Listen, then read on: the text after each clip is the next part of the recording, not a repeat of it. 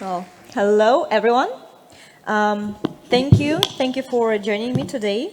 We are going to discuss a very exciting topic indeed. Yes? Anything? Yeah? Okay. The ways to accelerate your Java services.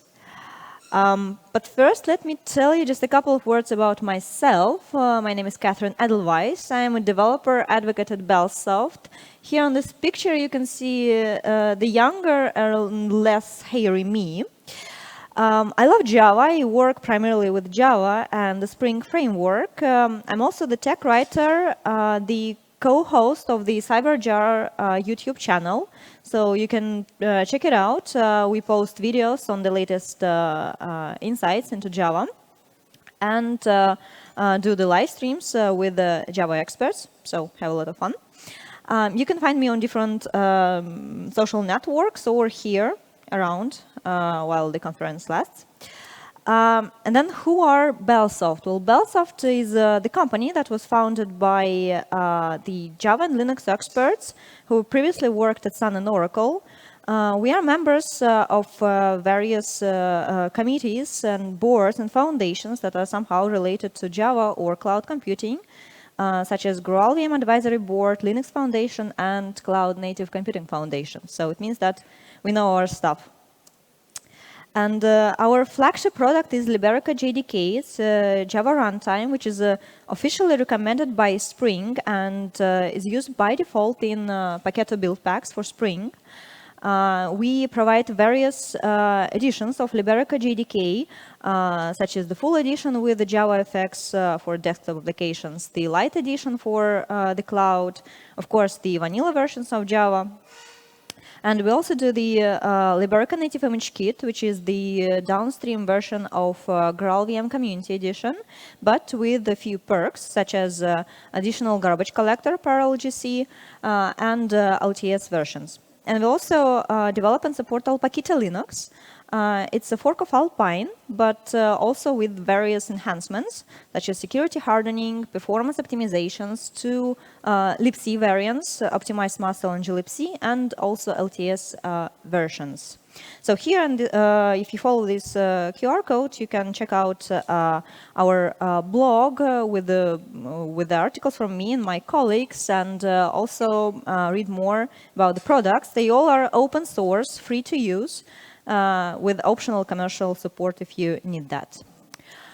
Well, but enough about us. I'm not here to speak too much about myself or about Bellsoft. I'm actually here to tell you a story today. And this is a story about you. Can you imagine? But first, 3 quick questions. So who knows one way to reduce the startup of their Java application? Okay, nice. Who knows 2 ways to reduce the startup? Okay. All right, great. And finally, who knows 3 ways to reduce the startup of the Java applications? All right, folks, probably you should be here on the stage with me today.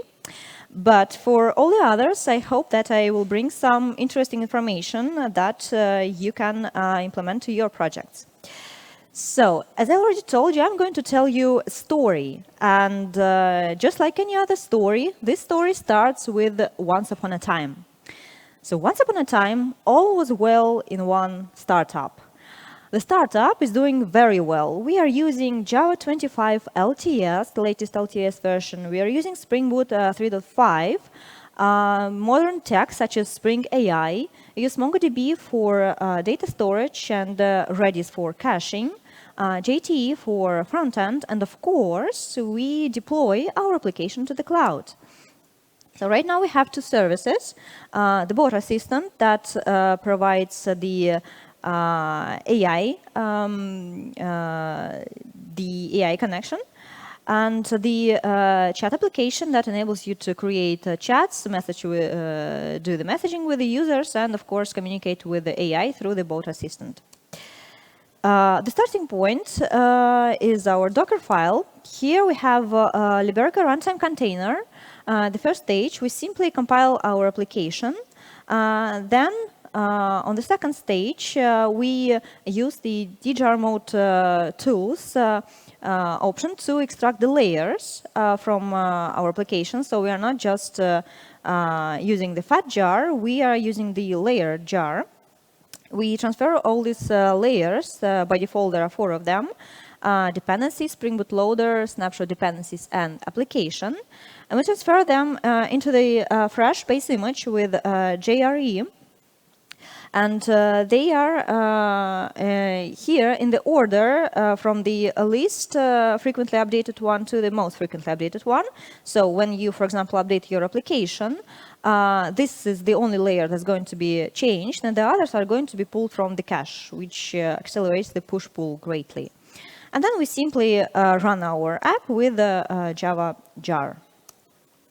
And so the startup of both services takes 5.6 seconds, so almost 6 seconds, which is important because Chat API depends on Bot Assistant. So we have here the chain of microservices, and we have to count the whole startup time for both of them, right? So they don't start in parallel. And the good news is that we are growing. We have many users, and of course, we have to scale these services to meet the traffic. But wait, there is a problem. Why is the rollout so slow? We are an agile team, and we need a fast feedback loop. Of course, for that, we need a faster rollout, right? But the longer the start of our services, the slower the rollout. And I've been hearing talks around the cooler with people whispering, maybe Java is not cut out for the cloud, or maybe it's not too late to migrate to Go, God forbid. Well, luckily, 2 very brave developers worked at this startup. Let's call them the Defender and the Explorer. They both are very, very different, but they have something in common. They care about their software product, and they can't sit idle in the troubled time. And of course, they went out on a quest to search for a solution to help their enterprise to solve the issue that we just discussed. And that's where actually you take the stage. So I hope that you will find yourself in one of the heroes that will present today on this stage, and through that you will find the solution that best suits your situation. So the first hero, the Defender, says, I want painless integration with no incompatibilities. I don't want to change the application code. I don't want to fight with weird bugs and strange application behavior in production. I just need a solution that simply works. I don't ask for too much, right? Luckily, I've been doing my research, and I found that as we use Java 25, we can benefit from AOT cache. AOT cache is part of the project Leyden. Essentially, you perform the trial run of your application, then the cache is created that contains the precompiled code, the application classes, the system classes, and then when you conduct the production run of your application, this cache is used by the JVM, so it takes the metadata from there, and so it has less things to do at start. This way, the startup is decreased. Of course, yes, I understand the project is still in the makings, right? But some features are already implemented, they are production ready, they are stable, right? So we can use them safely. Of course, the more optimizations you apply in the future with the project Leyden, the bigger is going to be the cache. But I think that's what we can live with. So, meanwhile, we can experiment, or not even experiment, we can use what is already implemented. So in JDK 24, the initial part of Project Leyden was implemented, the ahead-of-time class loading and linking. So in this case, the AOT cache included the parsed, loaded, and linked classes. And in JDK 25, this functionality was further developed, and now we have the ahead-of-time method profiling. So now the cache includes the method execution profiles, so the compiler can start generating native code immediately upon application startup, and it doesn't have to wait for profiles to be collected. So let's try to implement it, right? So as we're using Spring Boot, I think it's a good idea to add one teeny tiny goal to our plugin, in this case Maven plugin, process AOT. So this goal was initially introduced to support the GraalVM native image in Spring Boot, but right now it can be used with any project to speed up the start of the application. And again, it doesn't require any code changes, so we can simply introduce it as is. So why not benefit from that? And then we have to introduce one teeny tiny change to our Docker file. So the first two stages remain as is, right? We're using Liberica runtime container with Liberica JDK until Paquita. We extract the layers. We then place the layers into the fresh base image. And then we add just one command. Here, we use Spring AOT enable because we enabled the process AOT goal. And we're using AOT cache output. That's exactly what you need, the only thing that you actually need to create the AOT cache. This is the path to and the name to the cache that's going to be created. And then there's another useful feature of Spring, Spring context exit on refresh. It means that the application will start and exit automatically in the Docker image without you having to exit it manually, right, when all non-lazy beans are initialized. So that's also very nice feature to have. And in the entry point, we say that we want Spring AOT to be used, and then we simply point to the cache that was created with the AOT cache command. And then we just say call Java jar, and that's it. That's basically it. So let's look at the results. Well, both services started in less than 2 seconds with the Spring AOT and cache, and without Spring AOT, well, that's a little bit slower, so more than 2 seconds. But I think that this is a very good result because we didn't have to do anything with the application code. This feature is compatible with any application, right? So there are going to be no incompatibilities, just like as I said in the beginning. And that is not all, because this is just the initial introduction of Project Leyden. And you can actually get the builds, the pre-main builds of Project Leyden, and experiment with that. There are already some workings on extending the AOT cache with ahead of time dynamic proxies generation, reflection data generation, and so on. So this is just the beginning, and it's going to be better and better and better with every version, with every Java version. And again, no incompatibilities. Well, this is all very well, says the Explorer, but that's not exactly what we are looking for. We want our application to start much faster than that. And the Project Leyden is still in the makings. I mean, we still have to wait for it to be implemented fully. And I actually found something exciting that we can use right now, and I can't wait to explore that. And that is GraalVM native image. Well, first when I heard GraalVM, I thought that is a beautiful name. It resembles of the Arthurian times and the quest for the Holy Grail. And this Holy Grail is going to be something precious, something nice that we can use in our project. And of course, as with any quest, there are going to be some challenges along the way, or else it wouldn't be worth doing the quest. But challenges are part of the fun, right? Yeah, right. So what's the deal with the GraalVM native image?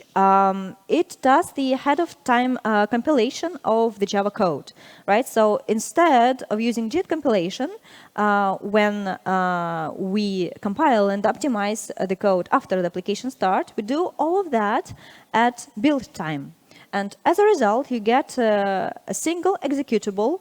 You don't need JDK to run it because it already contains statically linked code from the JDK and necessary library classes. And it starts really fast in under a second. and at peak performance. So there's no need to perform the warm-up to do the optimization because it's already done. It's the native code that you run on specific platform and it runs as is. So I think that's really nice. Of course, as I said, there are going to be some challenges, and the process of building the native image is quite resource demanding. You need to allocate several gigabytes of memory to that. And of course, it takes several minutes to build the image, maybe 5, maybe 10, maybe 15. That depends on how lucky you are. And then we use static compilation instead of the dynamic compilation. It means that when we compile the code, it all happens under the closed world assumption. It means that the compiler sees the code that is used by the application at this time, and only this code that is reachable at build time is going to get placed into the native image, into the native executable. It means that if your application relies on the dynamic features of Java, such as dynamic proxies, reflection, and so on, well, there might be a couple of surprises. So the image might be built, and it might even run successfully, but, well, at some point, if the application needs some method and it's not there, well, you're in for a surprise. But let's talk more action. Let the journey begin. Okay, first, let's try to build it locally. What we need is we need to build a fat jar of our application. Then we need to download the distribution of GraalVM. I'm using Liberica Native Image Kit. You point the Java home to the native image tool in the distribution, and then you set it loose on your jar file. And that's basically it. So, okay, great, the image was built. Let's run it. Actually, I never knew that the journey can be so pleasant. I mean, really, just like that. Uh-oh. Well, I think we are in for some trouble. And that's our first dragon that we saw. Let's see, zip and header not found. We get the zip exception. Apparently, it's a known issue, and you need to use the Gradle or Maven plugin to build the image. The plugin uses a native image tool under the hood, just like we did, but it also uses lots of flags that solve the problems the ones like we faced here. Okay, let's try building the image with the plugin. And if you use Spring Boot parent POM, the native image profile is already configured, so you don't have to add anything. Right? You enable it by simply running Maven pnative compile, and that's it. Success, right, we built the image, great. Really, so let's try to run it. Wow, that's another dragon. Okay, what do I have here? Unsatisfied link exception. JDK, JFR, internal. Apparently, when we create a connection to Redis, Spring creates a custom JFR event. And the compiler, the native image compiler, didn't notice that during the build time, during the compilation. So we need to enable JFR explicitly. In this case, let's add this native image profile to to pom.xml, and one build argument enable monitoring JFR. In this case, the JFR will get into the final image. Okay, let's run pnative native compile again. Okay, great, everything works. Both services work on my machine. Yeah. Let's move on to building a native image in a Docker container. I mean, what could go wrong? We already solved all the issues, right? There could be nothing else. Okay, here, in this case, this is our Docker file. We need to write a completely new Docker file because we are not building the regular jar. In this case, we need to use the GraalVM distribution as a base image. I'm using Liberica Native Image Kit container with the Native Image Kit and Alpakit Linux. And we are running pnative native compile. And then we take the Alpakit Linux base as the final base image, because we don't need the JDK, right, anymore. All the necessary JDK code is going to be in the native executable. And by the way, if you are well, adventurous enough, you can build a statically linked native image and actually use distroless or even Scratch as a final base image. So how about that for a weekend project? Anyway, we are transferring our native executable into this final image and simply run it. Okay? Oops. Another dragon. Okay, let's see. The compilation exceeded... Okay, well, I know what's that. The build was taking too long and actually never finished. As I already said, the process is very resource demanding and it takes several minutes to build the image. In this case, it took too long and, well, the native image simply exited. Okay, what's the solution? We can increase the timeout time if we need to. You can build the image on a very powerful PC or in the CI. There's not going to be such a problem, hopefully. Or another solution, if you're experimenting on your laptop, you can actually plug it into a power socket. Believe me, that helps. Okay, let's give it another try. Oops, another dragon. All right, I'm getting tired of that.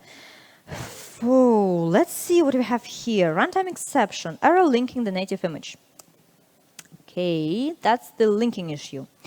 The muscle library lacks the required tools for linking the native image. So if you are using Alpine Linux or Alpaquita Linux or any other muscle-based Linux distro, you might encounter this problem. Luckily, there are, of course, solutions, and not one, but even two. You can add the necessary packages with APK, like libstdc++ for linking the native image, or you can switch from the muscle-based Linux distro to glibc-based one. In the case of Alpaquita, that's just a matter of changing 2 lines in the Docker file, or even 2 words to glibc. And that's it. Okay, let's give it another try. Who thinks that this was the last dragon that we fought? Okay, you don't believe in native image. All right, okay, let's see. Finally, we did it. We found our holy grail. Both services compile and run successfully. Okay, and let's see, was it worth the trouble? Both services start in less than 1 second. And both services, I mean in chain, right? So each of the services starts in maybe 300 milliseconds, in a way, so to say. So in this case, we got a very, very good result. And the native image starts already at peak performance, as I already said. And so the memory consumption after the image starts will be less than with the traditional JIT compiler.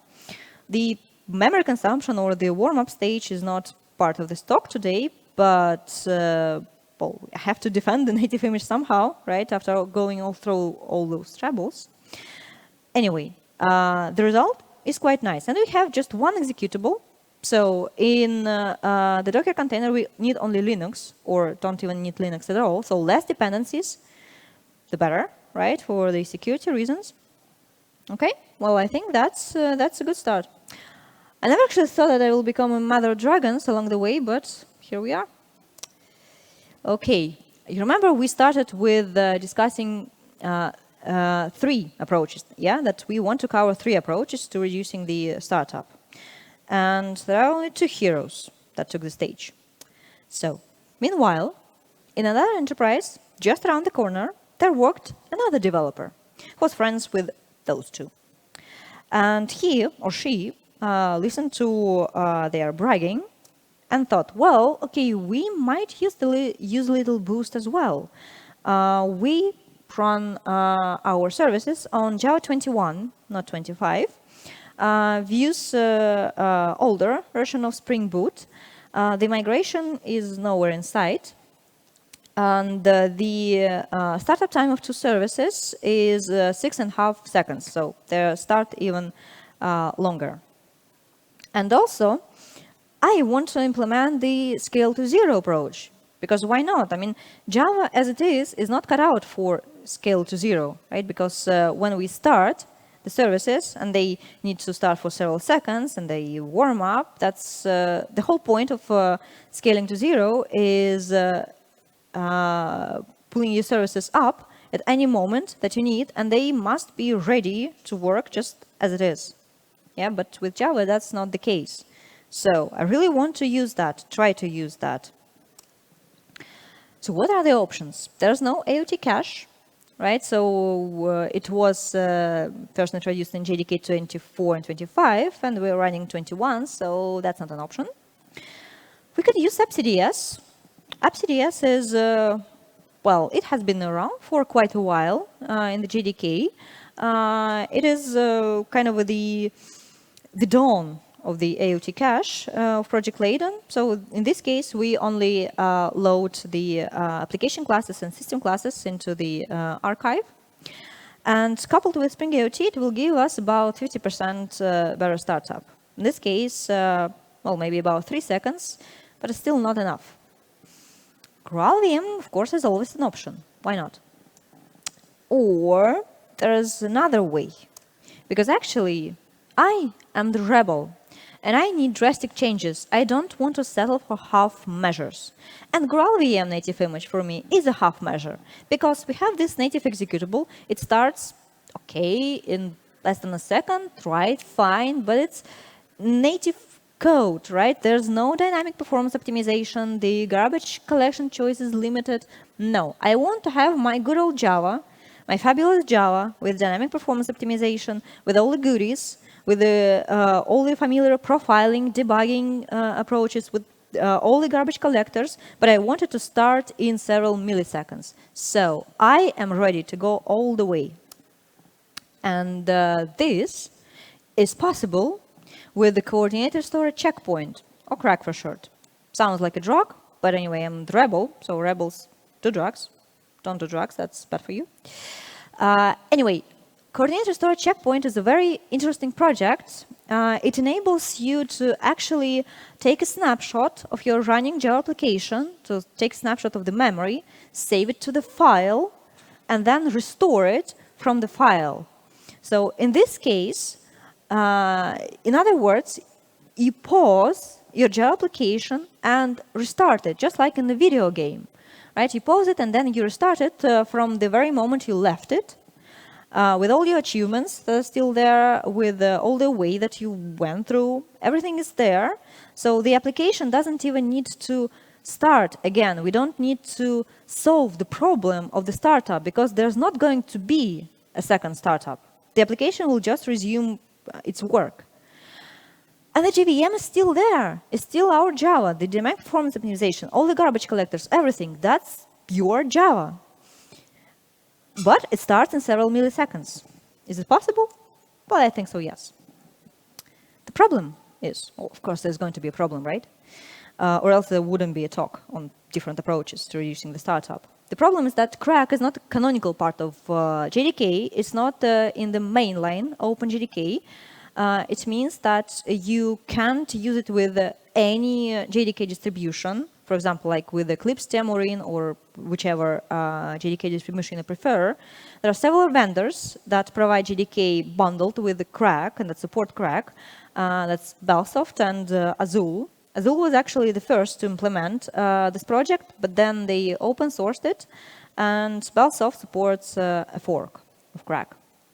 So another consideration is that as you are taking a snapshot of the running application, so with all its heap, so that's the memory, the whole memory, of course it may contain sensitive data, the passwords, the OpenAPI key, and what's not, right? Because it's there in the memory if you used it. So you need to protect the snapshot well, a little bit better than just any Docker image, or maybe you need to perform some cleanup before taking a snapshot. And of course, as I'm a rebel, I am prepared to go all the way, and I'm not afraid of changing the application code. And actually, you may need to change the code.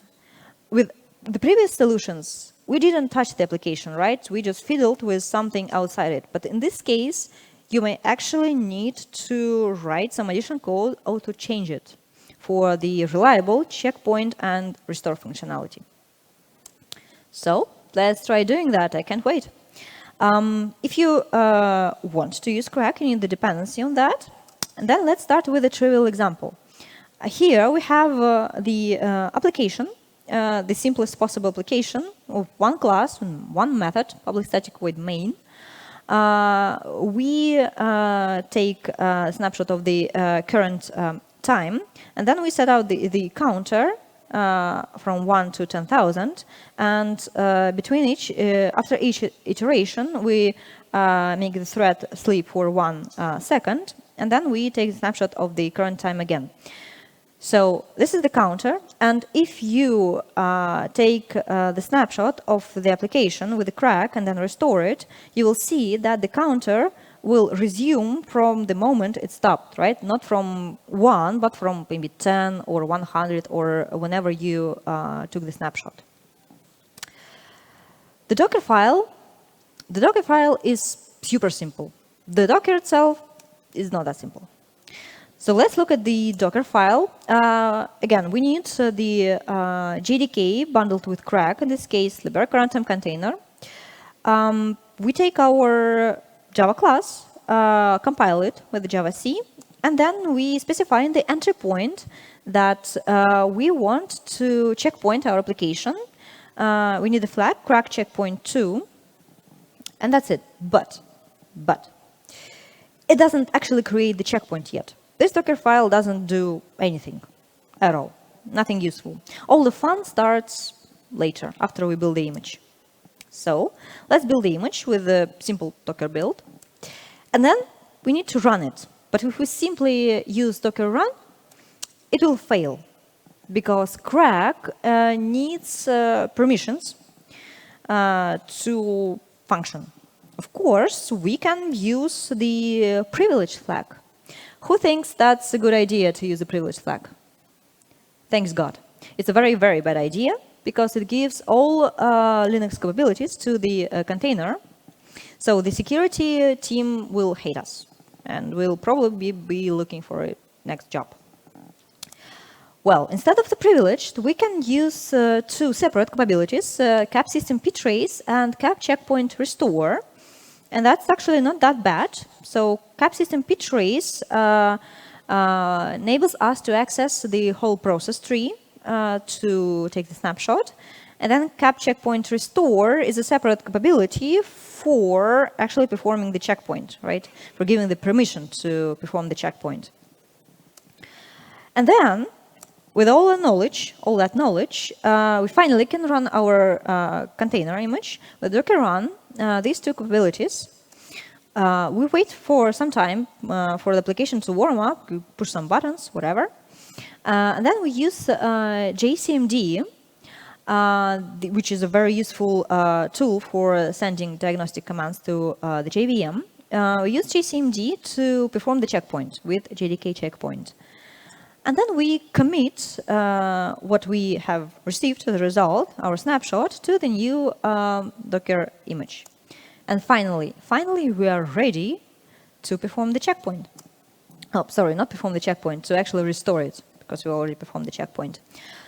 We use Docker run, right? We need to change the entry point because, well, in the previous entry point, we wanted to checkpoint the application. Now we want to restore it. So we say Java, specify any other option that you need, and then the crack restore from.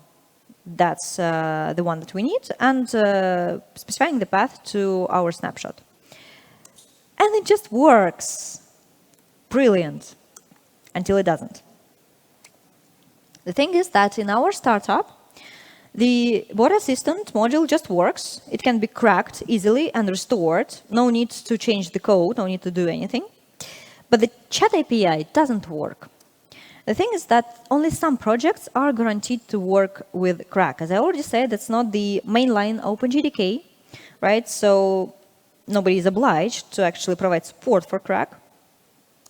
And MongoDB does not support crack. So we need to, well, fall back to another solution if we want to, like native image, but we don't want to do that, right? We can request support from the framework team, like the Spring team, or Quarkus team if Quarkus supports Crack in any way. Or we can implement support on our own. And that's where the code augmentation takes place. Let's have a look. It's actually not that frightening. Luckily, there is the Mongo client interface provided by Mongo that we can implement to create our custom Mongo client. Right, so that's what we do, and then we delegate everything to this custom client. And then we need a component, Mongo client resource, that implements resource. That's the Crack API. And so this resource class receives our Mongo client proxy, our Mongo client, and the Mongo connection details. And then we register it with the JVM so that when we want to perform the checkpoint, it knows that's what we are doing, and then it looks for this class for help, so to say, right? So in this case, we need to implement two methods, before checkpoint and after restore. In the before checkpoint, we close the connection safely, right? After that, we can checkpoint the application. And in the after restore method, we create the connection with using the Mongo connection details that we passed to the resource class. And that's basically it. And then we just use the create a new bean and annotate it as a primary bean, because we need to replace the Spring Boot's Mongo client with our own Mongo client. And then we simply create this Mongo client with the connection details and return our Mongo client proxy. And that's it. Finally, after that, we can safely checkpoint the chat API, chat module, and restore it. And everything is going to be fine. So let's look. Was it worth the trouble? Yes, it was. Look at that. Both services start in just 80 milliseconds, which is, well, for JVM, that's just crazy, right? And the JVM is still there, right? It works. There's the dynamic performance optimization. You can restore the application from the snapshot as many times as you wish, and it's going to start almost immediately. And that's actually the way to implement scale to zero approach with Java, or to use lambdas or whatever you want to use in the cloud. So they all lived happily ever after. Let's do a quick recap. We have some time left, like 2 minutes. I hope that you found yourself in one of these heroes. So if you feel like a defender, if you feel that you don't want to change the application code and you don't want to fight bugs or whatever weird behavior that may appear, then you may use AOT cache. It provides the smoothest integration with any application, and you can work on that further, right, as the project Leyden is gradually introduced into the JDK.